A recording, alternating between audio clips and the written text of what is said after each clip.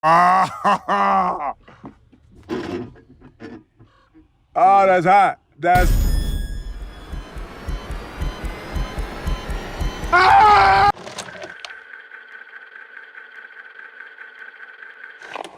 Gemini Man is one of those films that Hollywood has tried to get done for a long while. It has roots all the way back in the 90s when it was still supposed to be a Disney movie, and it almost starred every 90s action hero you've ever heard of. Even David Benioff's draft of the script that is very reflective of the final product was made back in 2007. And now, after all this time, the movie finally saw the light of day, and yeah.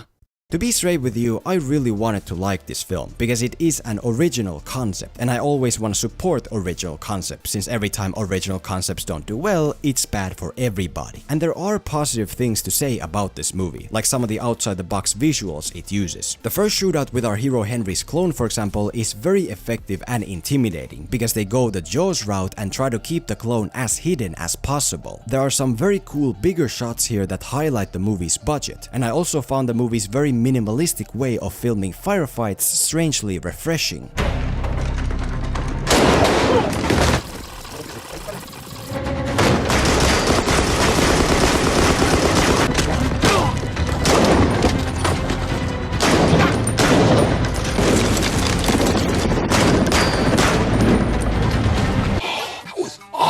But all that said, the harsh truth is that all Gemini Man turns out to be is one of the most forgettable and generic Hollywood action movies ever made. And again, that's so weird, because the only reason Hollywood has tried to get it made for so long is because it by nature should be the furthest thing from forgettable and generic as a movie can be, because of its very strong and stand-out original concept. Basically, the concept of Gemini Man can be summed up in just a few words: old versus new. That's everything this movie is, in terms of who it is about, in terms of what it is about, in terms of what it's trying to say. That is Gemini Man. Or at least it was supposed to be. See, the problem is that somewhere down the long development line, the filmmakers completely forgot the concept they were making. And this way, a movie specifically of old versus new became just another flopped Hollywood action movie. And now Hollywood has yet another reason to avoid making original material, when that was never the problem here to begin with. So, in hopes that Hollywood is listening, let's take a look at Gemini Man in order to see what its concept is and how it fails to adhere to it. Let's see how to take a great original idea and turn it into just the opposite.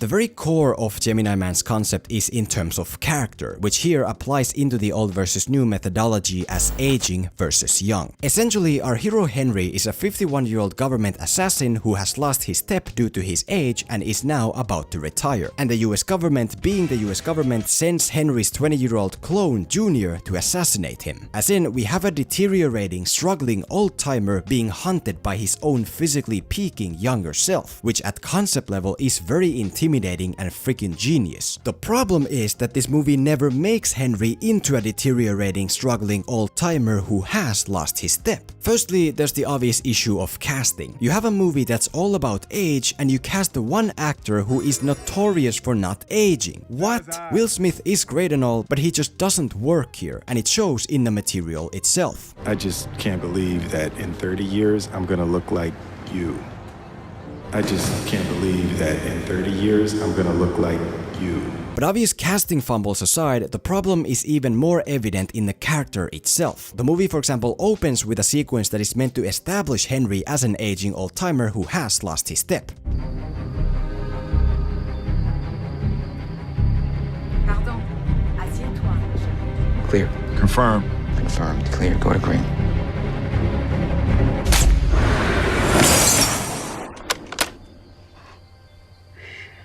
In short, Henry's trying to kill a target by way of an impossible shot, and even though he does make the shot and kills the target like planned, he hits him in the neck instead of the head, and so therefore he could have almost hit an innocent girl that was also there. And this is why he chooses to retire. This is why we should view him as a struggling has-been. But the reason this doesn't work is because the sequence is not based on what happens, but what almost happens. Henry almost misses the target, but so what? He doesn't miss. He almost could have hit the little girl, but so what? but he doesn't hit her. And this doesn't establish Henry as someone who has lost his step, it just establishes him as someone who is almost beginning to lose his step, which in the audience's eyes is the same as him not losing his step at all. It's not like James Bond in Skyfall is almost shot off a bridge at the start. It's not like he's almost a shadow of his former self when he gets back. He does get shot off a bridge. He is a shadow of his former self. And it baffles my mind why this sequence couldn't just do what the concept required it to do. Just have Henry accidentally miss the target and kill the girl, so that you clearly visually establish him as a shadow of his former self and create doubt in his abilities, in the eyes of the audience as well as himself. Because when it comes to building character, something almost happening is basically the same as it not happening. Injuring the girl works as well if killing is too much, but then again, the movie tries to imply that Henry sees Junior as an embodiment of the evil sins of his past, which doesn't work here either because we are never given any visual evidence that he was ever an evil guy who committed any true evil sins. I guess it's because Will Smith always has to be a good guy. Maybe you just should have cast Mel Gibson. And it doesn't help that this is all the movie does to set Henry up as a struggling old-timer. The next time he gets in a firefight with an elite SWAT team, for example, just guess how much trouble this deteriorating has-been has.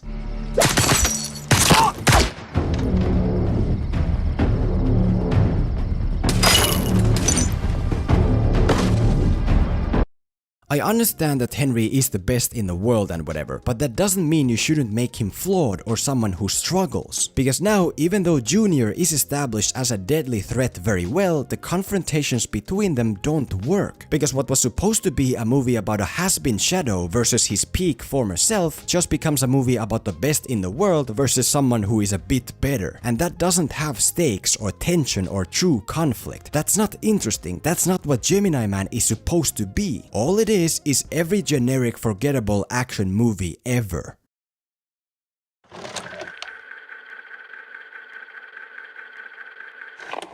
Another big part of the Gemini Man concept is what it is about, aka the theme, which here appears as old versus new in form of old school versus new age. What this means in a nutshell is that we have two distinctly different worlds clashing together. Skyfall, for example, handles this theme in a very strong, memorable way. Bond represents the positive theme side of more traditional human way of espionage, whereas the villains represent the negative anti-theme of technology and automation and drones and so on. And the concept of Gemini Man allowed for a brand new take on this very timely theme of yesterday versus tomorrow. Henry would represent the positive theme side of old school warfare, whereas Junior would push the negative anti-theme of technology heavy modern warfare. And then you have a movie that's all about finding out which truly is superior. The problem is that the movie we got not only doesn't offer the answer, but also doesn't seem to give a single about the question. On the villain side, as before, things are pretty great. Junior is a millennial soldier of tomorrow who uses a bunch of new cool guns and gadgets and whatnot. And we also have the main villain Clive Owen, who leads a big corporation specializing in future warfare. Fantastic. The issue once again is on the hero side. We have Henry, a man of yesterday, who based on the concept should be someone who opposes futuristic stuff in a way that distinctly separates him from our villain side. You hungry?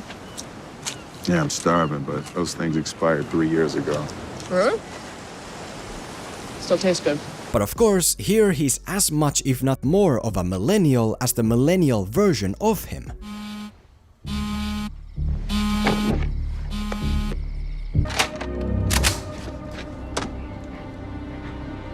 Thanks for the tip on the grenade. You were talking to him the whole time. Got a message for you, ma'am. From a man who transferred $1,000 into my Feathercoin account just to make sure you got it. Once again, it baffles me why this movie couldn't just utilize the inherent divide between good and evil that is in the very DNA of the concept. Instead of Henry securing his perimeter with a smartphone app, you couldn't just have him use dogs or whatever. Instead of him using the same modern weapons and attachments as Junior, you couldn't just give him more old school gear that would separate them. Instead of the technology dependent millennial using bee venom to take down the old timer, you couldn't turn it around and have the old-timer use bee venom to take down the millennial, to show that more traditional non-technology ways of combat can be effective as well. Like, you couldn't put in the effort to distinctly separate these worlds from each other in a way that would make this movie be about something. Same with the side characters. There's a great opportunity to have Henry's old war buddy represent the positive theme of yesterday, whereas the young agent would represent the negative anti-theme of the future, and always tell Henry that technology is better. And then the whole point of the movie would be for Henry to struggle with that thematic question of which is better when he gets his butt kicked by Junior's futuristic gear, until at the end it's finally established that the old ways might be useful too, or whatever answer you choose. But instead, the war buddy just flies a brand new jet and the young agent has nothing to do with the theme whatsoever. Still tastes good. To give this movie some credit, there is one good moment relating to the theme, when Henry intelligently uses Junior's own technology against him.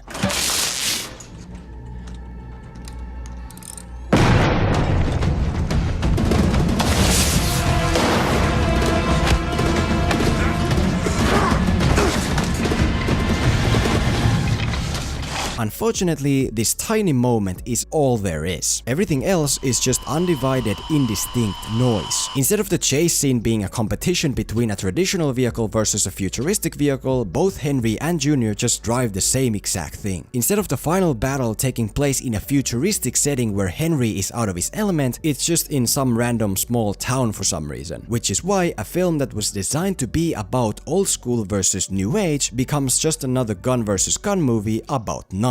And we already have enough of those for this to be remembered.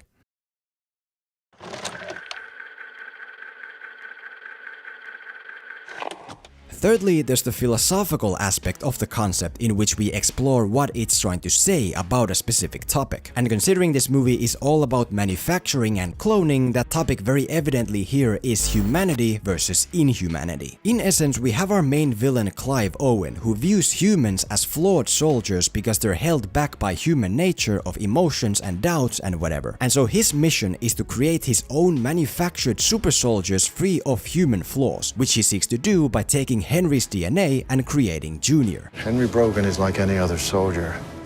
When they're young and stupid, they believe anything you tell them. Then they get older, they wear out, grow a conscience. This is why we need a new breed of soldier. Do you have an asset in place? I have the perfect asset. But still you get tired, you have fears, doubts, feel pain, perhaps remorse. This makes you human, but suboptimal as a soldier, less than perfect. Don't you think your country deserves a perfect version of you? And since we have Junior to represent Clive Owen's vision of the perfect soldier, we can excellently explore the philosophical question of the movie in a very cool visual manner when Junior clashes against Henry. Is it truly better for a soldier to be machine-like, or is there something useful about the flaws of human nature? And in addition to that, we can also have a nice character arc for Junior as he begins discovering his human side and what it means to be human. Bit like a more extreme version of Arnold in Terminator 2. That is, in a perfect world, at least. See, in actuality, none of that stuff happens in this movie whatsoever, because from the very beginning, it destroys all of its potential by making Junior, the manufactured inhuman clone, more human than the human he was cloned from. Ma'am? I was raised to respect my elders. Do they understand the rules of engagement, or just whatever moves they shoot it? Anybody tell you why they wanted him dead? Guy cracked. Killed 8 ops in a single night and his spotter. That's what they told you. That's what he did. In 12 minutes, I'm putting 2 bullets in the back of her head. You must really know the city. I watch a lot of Nat Geo. That's great. See, you're getting it. Watch a lot of Nat Geo. When we first encounter Junior in the shootout sequence, he is fantastic. He's just what the concept requires him to be, a deadly, machine-like Terminator. But then right after, the movie out of nowhere begins presenting him as a full-on human. He's eating ice cream, he's talking about his favorite TV shows, he's crying like a little kid. And to be clear, him doing all that isn't the problem. The problem is that he's clearly done it before, and therefore isn't just now discovering it. As in, how can a movie explore the topic of humanity and inhumanity when the clone that topic is meant to be explored through is already fully human? And if he is already fully human, what's the point of him being a clone in the first place? Why not just have him be Henry's real son? It's not like it makes any difference. Oh yeah, it's because the concept demands him to be a clone. You wander this far from your original concept, not only do you get a movie that wastes all of its potential, you also get one that is incapable of following the most basic logic. Clive Owen, for example. Here's a guy who, per the concept seeks to create his own manufactured, unfeeling, inhuman soldier. But then he raises that inhuman soldier like a real human son and wants him to embrace his humanity and overcome his human flaws like humans are supposed to. It doesn't make any sense. Then they get older, they wear out, grow a conscience. You have a loving, dedicated, present father. This is why we need a new breed of soldier. Who tells you every goddamn day that you are precious and that you matter. Do you have an asset in place? I have the perfect asset. You're struggling with this strangeness. It's fear. Don't hate it. Lean into it.